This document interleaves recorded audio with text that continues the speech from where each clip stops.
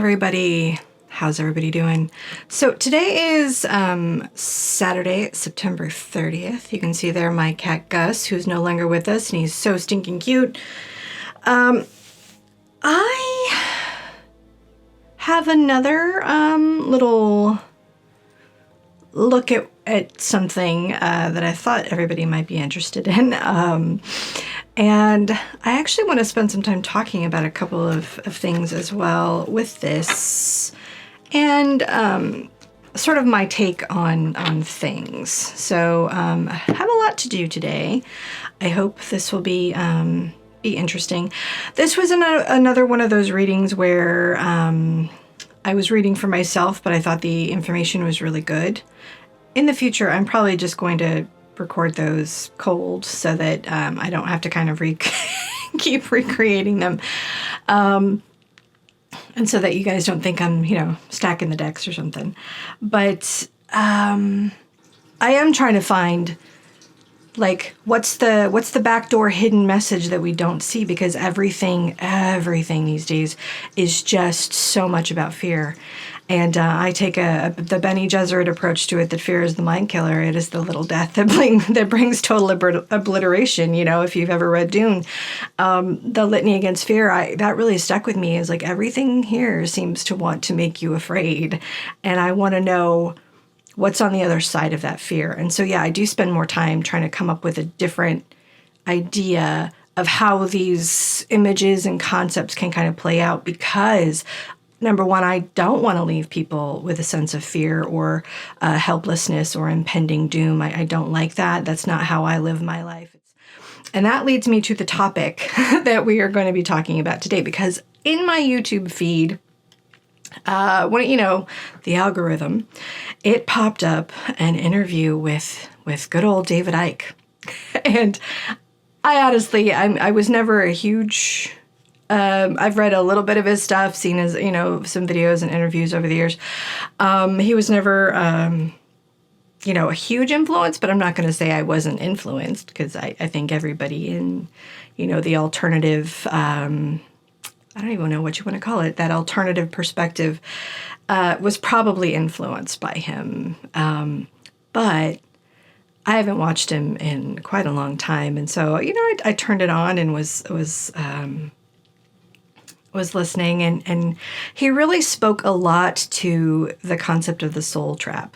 And that has been something that has been kicking around for quite a while, that I've encountered in multiple spaces. And so I decided to ask, okay, so everybody keeps thinking that we're stuck here, it's a trap.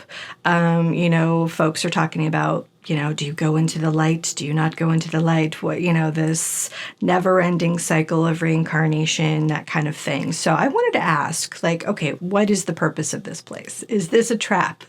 Is this a curse? Are we stuck here? Are we on a prison planet? Are we, in some sort of energetic harvesting thing that we can never escape? So my basic question was, what's the purpose? What's the point of this place? Is it a bad place? Is it a good place? Is there something else going on? So let's see what we got.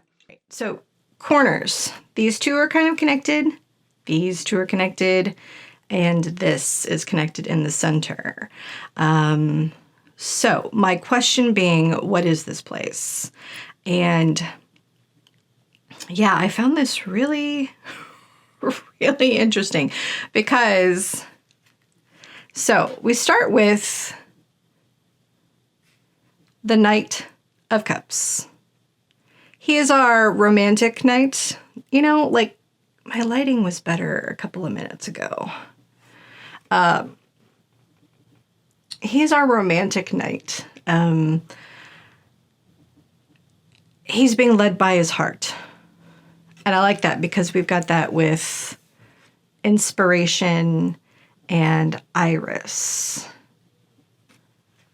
So that is number 14, which is also the number of the Temperance card in the tarot, which I find very interesting. So that is kind of going along with the Seven of Wands, which actually is a card that came up in our what is the purpose of COVID, it's that defensive card, remember? It's this, you're going to have all of this stuff sort of pushing against you. And it's really about holding your ground.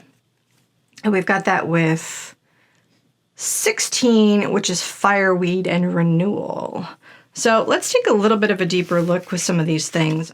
This heart connection, being driven and motivated by the heart and then being inspired. And what I really like is that they are looking up, right? So there is this divine element with inspiration. And Iris, when we think about the goddesses, Iris was that communication between the gods, right? She's also usually depicted with a rainbow, which is what we see on the card as well. So there is this element of communication with the gods. Whether you want to say the divine, depending on your spiritual proclivities, wherever you think like inspiration comes from. Some people are more comfortable with the word the universe. Some people prefer God, or they have a particular deity that they work with. But whatever that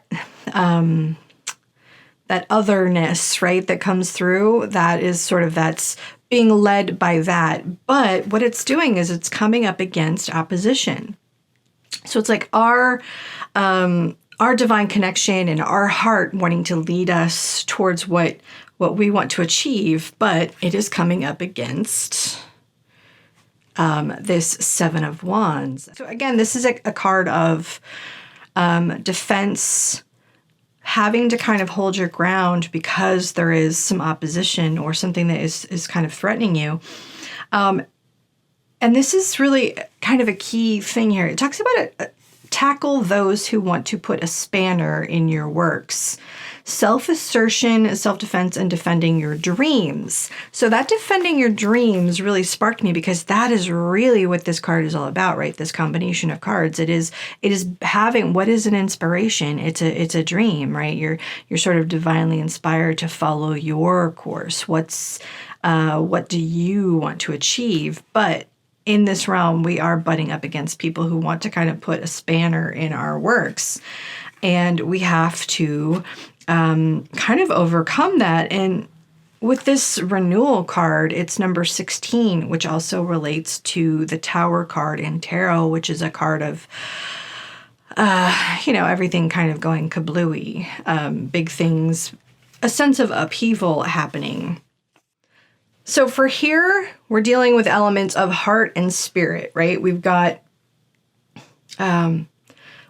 cups, and we've got fire, we've got wands. And I'm going to talk about what's missing in this reading, which I also think is pretty telling. We have got pentacles here, and this was neat. So with the pentacle suit, we're dealing now with, we've taken it from the realm of the heart and inspiration and spirit into the material realm. So what we've got here, we have got, I'm going to hold them in this hand because they seem to show up better. We've got the Four of Pentacles. So we've got our guy here. He is sitting around and he's got money on his mind, money in his lap, money underneath him, making sure everything's safe. And there's this element of need to control. And